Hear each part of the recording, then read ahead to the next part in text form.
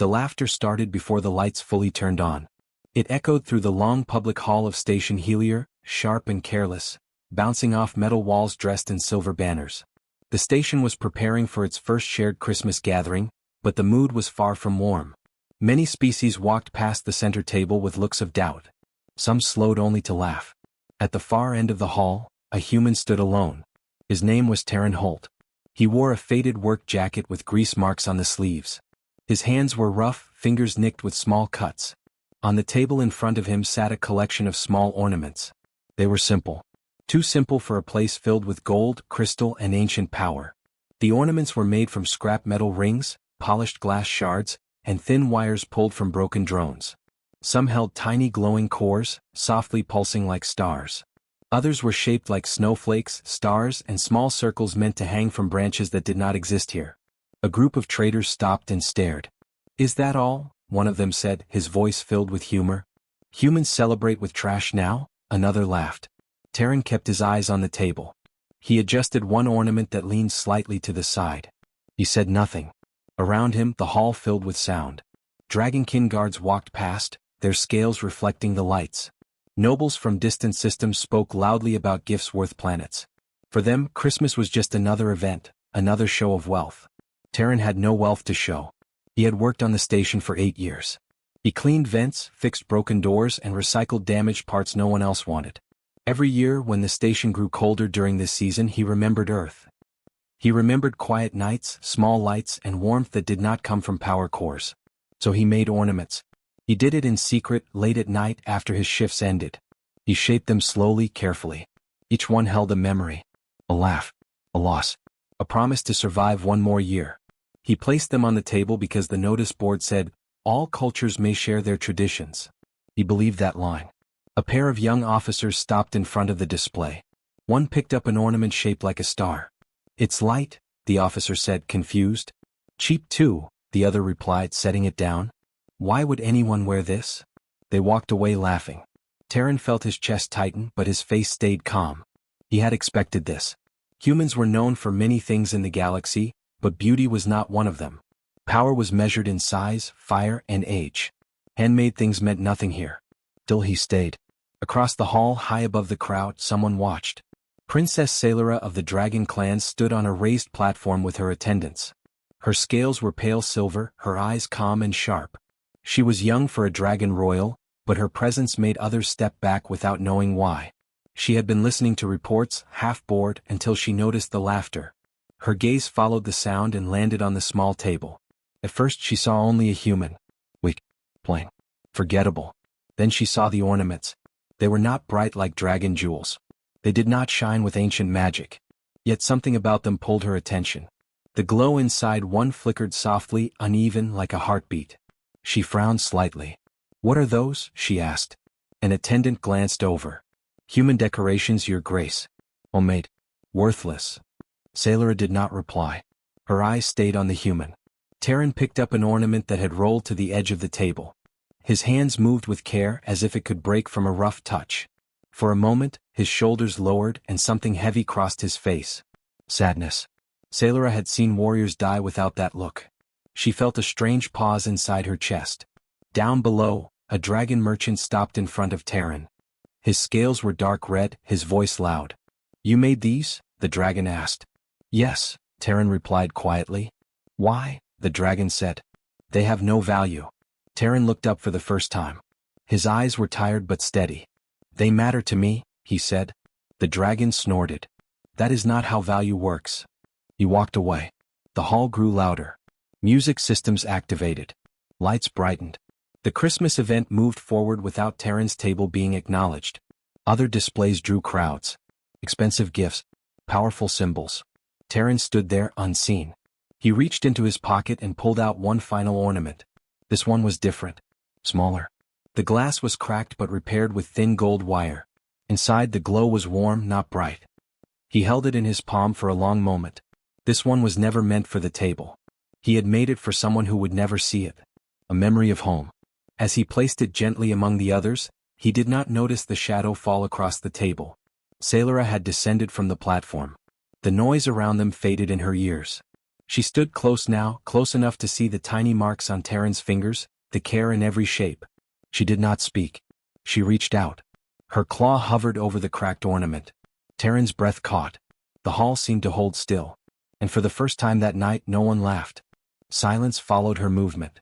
The crowd did not notice at first, but the feeling changed. Conversations slowed. Laughter weakened. A cold awareness spread through the hall as the dragon princess stepped closer to the human table. Her name was Illithra Vossarin. She was known across the station as someone who watched more than she spoke. Her scales were a soft white blue, smooth and clean, marked with thin lines of silver that showed her royal blood. Her eyes were old for her age, trained to see lies, threats and weakness. She saw something else now. The human before her froze. His name was Riven Call, a station recycler assigned to lower maintenance decks. He had only agreed to place his ornaments on the table after much doubt. Now regret filled his chest. A dragon princess standing this close was never a good sign. He lowered his gaze. Illithra did not command him to look up. She studied the ornaments in silence. They were uneven. Some were not perfectly shaped. One glowed more than the others. Another flickered softly as if struggling to stay lit. None of them followed any known dragon design rules. They were not symmetrical. They were not powerful. Yet they felt alive. She reached toward one but stopped short. Dragons were taught not to touch without reason. She searched her thoughts for a reason. There was none that made sense. Still she stayed. Around them the event continued. Music played. Noble voices rose and fell. Yet an invisible space formed around the table, as if instinct warned others to keep distance. Riven's hands trembled slightly. He clasped them together to stop it. "I can remove them," he said softly. "If they do not belong here."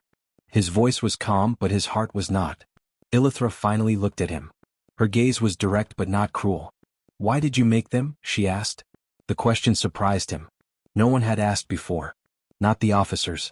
Not the traders. Not the nobles who laughed. "I don't know," he said at first. Then he paused. "That's not true," he added quietly. "I do know." He looked at the ornaments, not at her. "Humans don't live very long," he said. "We forget things fast. These help us remember." Illithra tilted her head slightly. "Remember what?" Riven swallowed. "Warmth," he said. "People. Moments that didn't last." The words were simple, but something in them struck her. Dragon history was carved into stone and fire. Dragons did not forget. They recorded. They preserved. Loss was honored through power and memory stones. Humans used scrap and light. She felt something tighten inside her chest. "Do they have a purpose?" she asked. "Yes," Riven replied. "They're meant to be worn. Or hung. Or passed on. It doesn't matter how. What matters is that someone keeps it." Illithra glanced at the cracked ornament near the center. "This one," she said. "Why is it broken?" Riven hesitated. "It was damaged," he said. "I fixed it the best I could." "That is not what I asked," she said gently. He took a breath. "It broke once," he said. "I couldn't throw it away." A pause followed. Illithra slowly reached out and touched the ornament. The glow warmed instantly. Her eyes widened just a fraction. Dragon artifacts reacted only to blood, magic, or command. This thing reacted to touch. Not her power. Her presence. She withdrew her claw slowly. Around them, a few nearby nobles noticed. Whispers began. A dragon princess touching a human object without permission was unheard of. An elder dragon stepped forward, his voice low and sharp. "Your Grace," he said. "These items are not appropriate for royal attention." Illithra did not look at him. "Why?" she asked. "They are meaningless," the elder replied. "They hold no history." She finally turned to face him. "They hold a history," she said. "Just not ours." The elder stiffened but said nothing. Riven felt dizzy. He had never heard a dragon speak that way about humans. Illithra looked back at the table. "How long did you make these?" she asked. "At night," Riven said. "After work. Over many weeks." "You were tired?" she said. "Yes." "Yet you continued." "Yes." She straightened slowly. That, more than anything, stayed with her. Dragons trained for centuries. Humans created while exhausted, unseen, and mocked. She stepped back from the table. "I will watch," she said. Riven blinked. "Watch what?" "What you do when no one praises you," she replied. She turned and walked away. The crowd slowly returned to sound. Music filled the space again. Laughter tried to come back but it felt forced now. Riven stood frozen, unsure if any of it had been real. From the balcony above, Illithra paused. She touched the spot at her throat where a royal crest usually rested. For the first time in her long life, she wondered what it would mean to wear something fragile. And below her, the human continued to stand by his table, unaware that the galaxy had just begun to look at him differently. The station grew quieter in the days that followed. Not silent but heavy. News screens showed images from a distant human colony near the outer rim. A border conflict had ended badly. A small settlement was lost. No names were listed yet, but everyone knew what that meant. For humans, distance did not soften loss. On Deck 7, a human technician named Merrick Solon sat alone in a narrow workroom.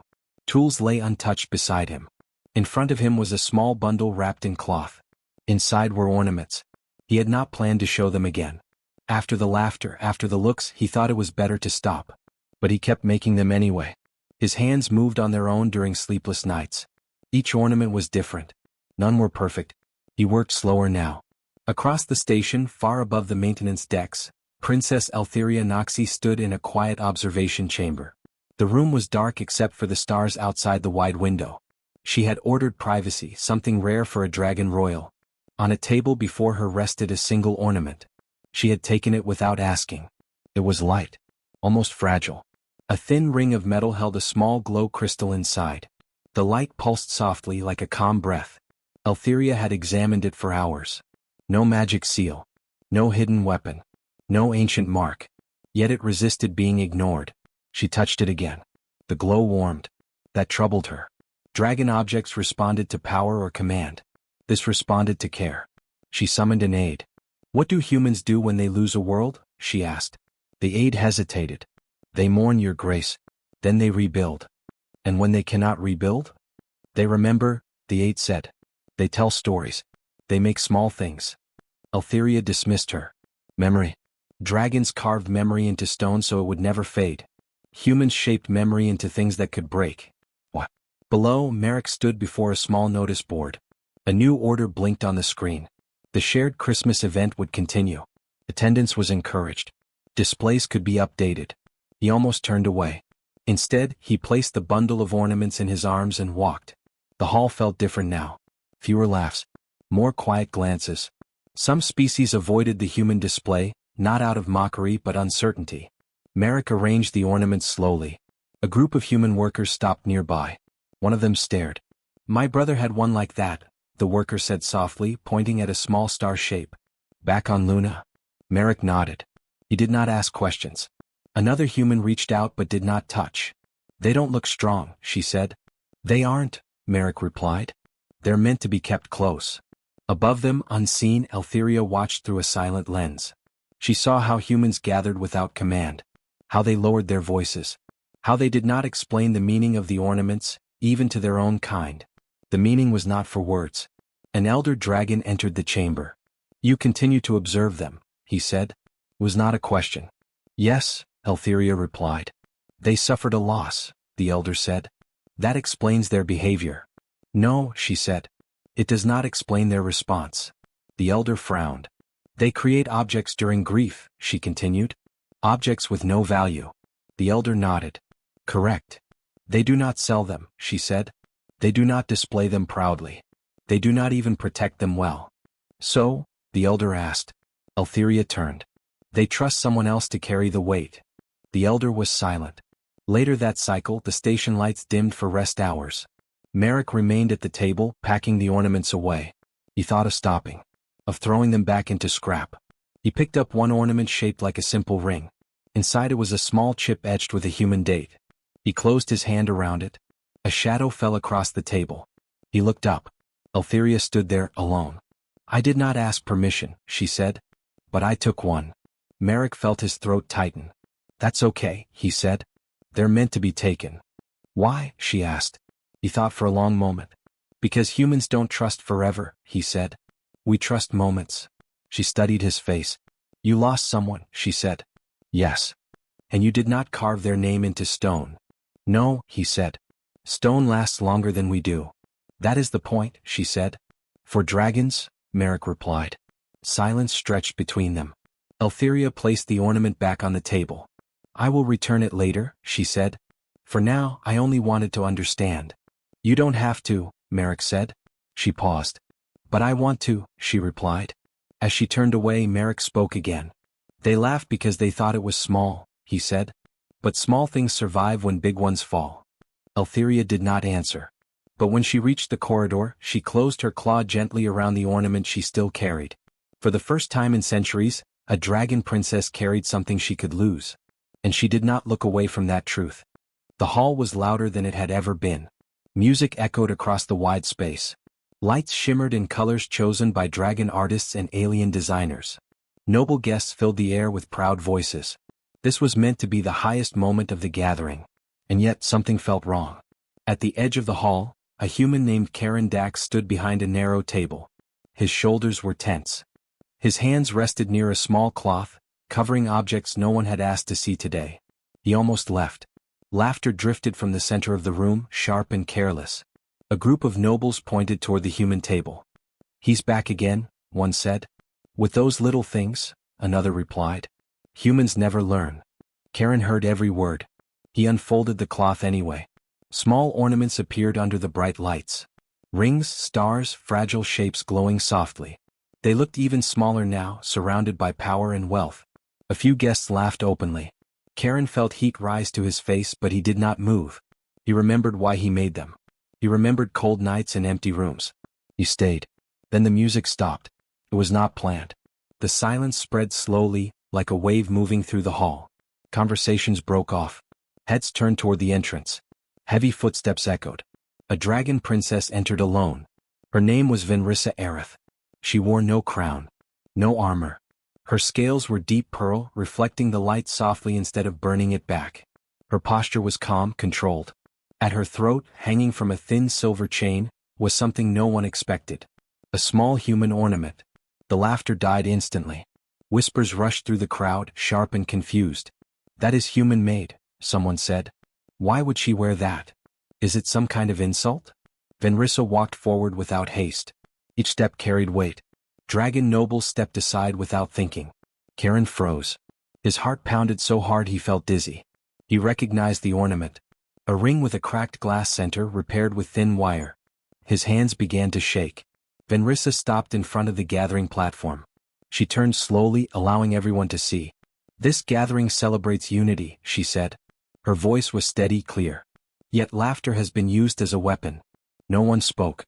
She raised a claw and touched the ornament at her throat. You mock these, she continued, because they are small. Because they are fragile. Her gaze moved across the room, resting briefly on Karen. You believe strength must be loud, she said. You believe value must be ancient. She paused. You are wrong. A murmur passed through the hall. This object, Venrissa said, lifting the ornament slightly, was made without command. Without reward. Without promise of recognition. She looked at the dragon elders. It was made while tired. While grieving. While unseen. Her eyes narrowed just slightly. Tell me, she said, how many of our great relics were forged that way? No one answered. Venrissa turned back to the crowd. Humans do not carve memory into stone because stone does not feel loss, she said. They carry memory so it can be shared. She faced Karen now. Human, she said. Why do you make these? Karen swallowed hard. Every eye was on him. So we don't forget, he said quietly. Forget what? Venrissa asked. That we survived, he replied. That someone cared once. Silence followed. Not the empty kind. The heavy kind. Venrissa nodded once. That, she said, is strength. She turned toward the elders. From this moment, she said, human creations will not be dismissed on this station. Their value will be judged by meaning, not size. An elder dragon stepped forward, uneasy. Your Grace, he said, this is highly unusual. So was laughing at grief, Venrissa replied. The elder fell silent. Venrissa unclasped the chain and removed the ornament. She walked to Karen's table and placed it gently among the others. I wore it so you would listen, she said. Now remember it. Karen's vision blurred. He nodded, unable to speak. Around them guests stood still.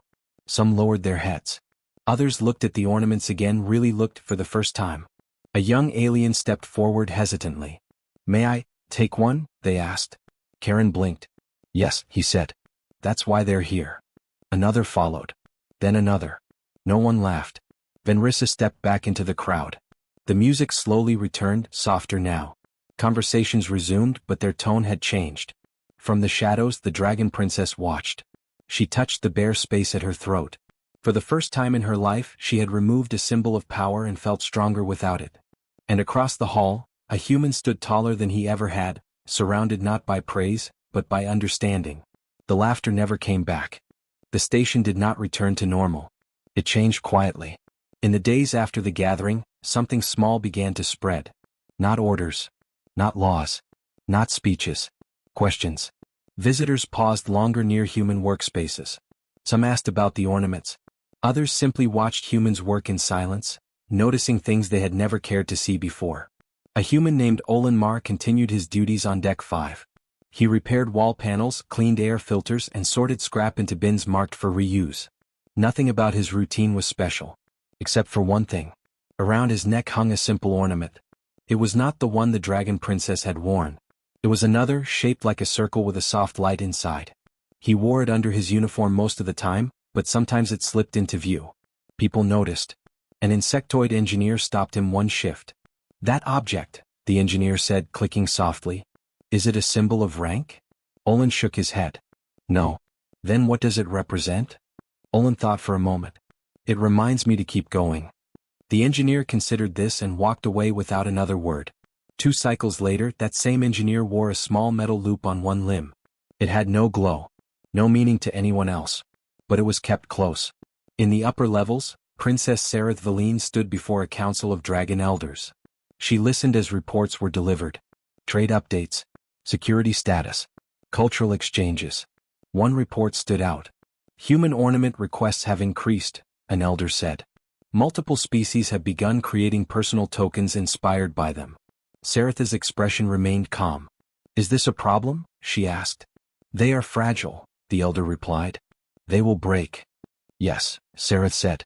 "They will." She paused. "And they will be remade." The elder did not argue. Later, Sareth walked alone through a quiet corridor. She was not wearing the ornament anymore. She did not need to. She remembered the weight of it. The way it felt warm without heat. The way it meant nothing to power and everything to memory. She had ordered something new. Not a decree. A space. A small room near the central hall was cleared. No guards. No display cases. Just hooks on the walls and soft lighting. A sign at the entrance read, "Leave something that matters." No name was attached. The first item placed there was human. A small ornament shaped like a star, scratched and uneven. Then another appeared. A woven band from a water world. A carved stone from a species that had lost its home planet. A broken gear polished smooth by careful hands. No one laughed. On a lower deck, Olin finished his shift and stood before the room for the first time. He hesitated, then reached into his pocket. He held an ornament he had never shown anyone. It was older than the others. The light inside was faint. The metal ring was bent. He placed it on an empty hook. He did not explain why. He did not need to. Weeks passed. The station's first shared Christmas season ended. Decorations were removed. Banners were stored. Life continued. But the room stayed. So did the habit. Across the galaxy, stories traveled. Not fast. Not loudly. But steadily. On a mining colony, workers exchanged small tokens before dangerous shifts. On a trade ship, a captain wore a fragile charm instead of a medal. On a dragon world, a young scholar began carving memory into wood instead of stone. They did not call it human tradition. They called it remembrance. Olin never became famous. No one wrote songs about him. He did not stand on stages or speak to crowds. He kept working. One evening, as the station lights dimmed, a message appeared on his console. It was short. "Thank you for reminding us." No signature. Olin leaned back in his chair and stared at the ceiling. He felt tired. But it was a good kind of tired. He reached for the ornament at his neck and held it in his palm. Somewhere far away, a dragon princess looked out at the stars and thought of something small she once wore. Somewhere else, a child from another species asked why their parents kept a broken object close. And the answer was always simple. Because it mattered. The galaxy would remember many things. Wars. Empires. Flames and victories. But it would also remember this. That when humans were laughed at, they did not answer with force. They answered with meaning. And that was enough.